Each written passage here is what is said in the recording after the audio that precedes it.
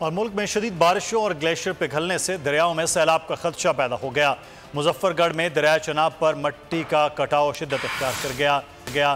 रंगपुर से लेकर हेड पंजनत तक नशीबी इलाके ज़ेरे आब आ गए। PTMA का कहना है कि रवां हफ्ते दरियाओं में सैलाब और शहरों में अर्बन फ्लडिंग का खदशा है।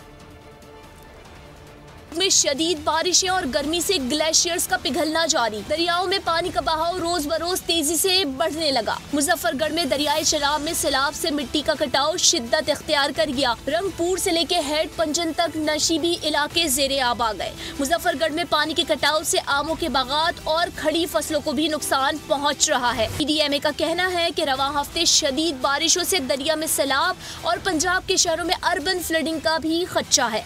PTMA के मुताबिक भारत की जानिब से दरिया सतलज में पानी छोड़े जाने की सूरत में भी सैलाबी सूरत हाल पैदा हो सकती है। उधर DG खान डिवीजन के पहाड़ी इलाकों में भी 6 से 8 जुलाई के दौरान बारिश से सैलाब का इम्कान है।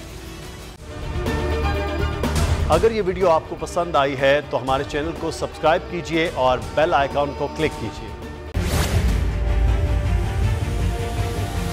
बड़ी ईद की बड़ी खुशियां, बोल ने निभाई अपनी सहाफती जिम्मेदारियां।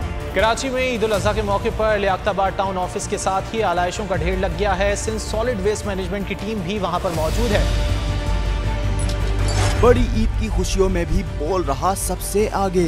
सफाई मुहिम के लिए मुतालिका इदारों तक पहुंचाई आवाम की आवाज।